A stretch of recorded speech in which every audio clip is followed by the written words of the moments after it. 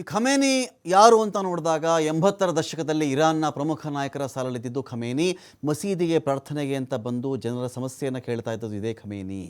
ಜನ ತಮ್ಮ ಸಮಸ್ಯೆಗಳನ್ನು ಪೇಪರ್ ಪೀಸ್ಗಳಲ್ಲಿ ಬರೆದು ಕೊಡ್ತಾ ಇದ್ರು. ಆ ಸಮಸ್ಯೆಗಳಿಗೆ ಅಯಾತುಲ್ಲಾ ಖಮೇನಿ ಪರಿಹಾರಗಳನ್ನು ಕೊಡ್ತಾ ಇದ್ರು. ಇದು ಯಾವಾಗ ನಾವು ಹೇಳ್ತಾ ಇದ್ದೀವಿ ಒಂದು ವಿಚಾರವನ್ನು ಅಂತ ಹೇಳಿದ್ರೆ ನೋಡಿ, ಅಷ್ಟು ಹೊತ್ತಿಗಾಗಲೇ ಇಡೀ ಇರಾನ್ ಇತ್ತಲ್ಲ, ಇರಾನ್ ಆಧುನಿಕತೆ ಕಡೆ ಹೋಗ್ತಾ ಇತ್ತು. ಇರಾನ್ಗೆ ಆಧುನಿಕತೆ ಬರಲಿಕ್ಕೆ ಯಾರು ಕಾರಣ ಅಂತ ಹೇಳಿದ್ರೆ ಮತ್ತದೇ ಅಮೆರಿಕಾ.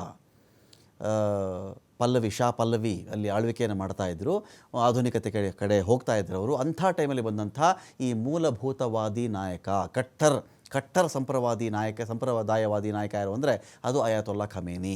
ಪರಿಹಾರ ಕೊಡ್ತಾ ಚೀಟಿಲಿ ಯಾರೋ ಹೇಳ್ತಾರೆ, ಅದಕ್ಕೆ ಪರಿಹಾರ ಕೊಡೋದು ಇವರು.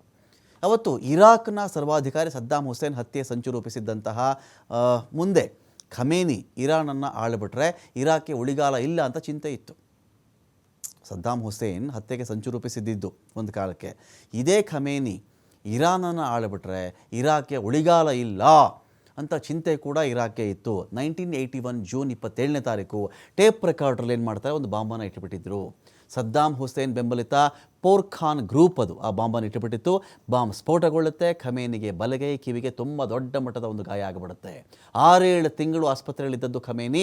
ಡಿಸ್ಚಾರ್ಜ್ ಆಗುವ ವೇಳೆಗೆ ಶಪಥ ಮಾಡ್ತಾರೆ ಖಮೇನಿ. ಆಸ್ಪತ್ರೆ ಬಾಗಿಲಲ್ಲಿ ನನಗೆ ಕೈಗಳು ಬೇಕಾಗಿಲ್ಲ, ಮೆದುಳು ನಾಲಿಗೆ ಎರಡು ಇದ್ದುಬಿಟ್ರೆ ಸಾಕು. ಸತತ ಹೋರಾಟದ ನಂತರ ಖಮೇನಿ ಇರಾನ್ನ ಸರ್ವೋಚ್ಚ ನಾಯಕರಾಗಿಬಿಡ್ತಾರೆ. ಅವತ್ತಿನಿಂದ ಸುಮಾರು ತುಂಬ ದಿನವೂ ಬೇಕಿಲ್ಲ, ಎಲೆಕ್ಷನ್ ಆಗುತ್ತೆ, ಗೆದ್ದು ಬಿಡ್ತಾರೆ ಮನುಷ್ಯ, ಗೆದ್ದು ಬಿಡ್ತಾರೆ. 40 ವರ್ಷಗಳ ಕಾಲ ಇರಾನ್ ಸರ್ವಾಧಿಕಾರಿ. ಎಲೆಕ್ಷನ್ ಅಂತ ಹೇಳಿದ್ರೆ ಹೇಳದೇ ಬೇಕಾಗಿಲ್ಲ, ಜನಗಳೆಲ್ಲ ಇಷ್ಟಪಟ್ಟಿದ್ರು, ಅವರು ಆದರು ಅಂತ ಆ ಲೆಕ್ಕದಲ್ಲೂ ನಾವು ಚೆಕ್ ಮಾಡ್ಕೊಳ್ಬಹುದಾಗುತ್ತೆ. ಇದನ್ನು 40 ವರ್ಷಗಳ ಕಾಲ ಇರಾನ್ ಸರ್ವಾಧಿಕಾರಿಯಾಗಿದ್ದದ್ದು ಖಮೇನಿ.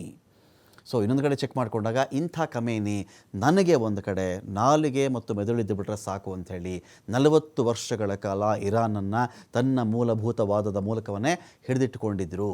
ಆಧುನಿಕತೆ ಇರಬಾರ್ದು, ಅದು ಬುರ್ಕಾ ಇನ್ನೊಂದು ಮತ್ತೊಂದು ಎಲ್ಲವನ್ನು ಕೂಡ ಆಚರಣೆ ಮಾಡಬೇಕು ಅಂಥೇಳಿ ಅದರ ವಿರುದ್ಧವಾಗಿ ಈ ಪ್ರತಿಭಟನೆ ಕೂಡ ಆಗುತ್ತಲ್ಲ, ಈ ಪ್ರತಿಭಟನೆಗಳಾಗ್ತವಲ್ಲ, ಇದರ ಹಿಂದೆ ಕೂಡ ಅಮೆರಿಕದ ಸಂಚು ಇತ್ತು ಅಂತ ಕೂಡ ಹೇಳಲಾಗುತ್ತೆ.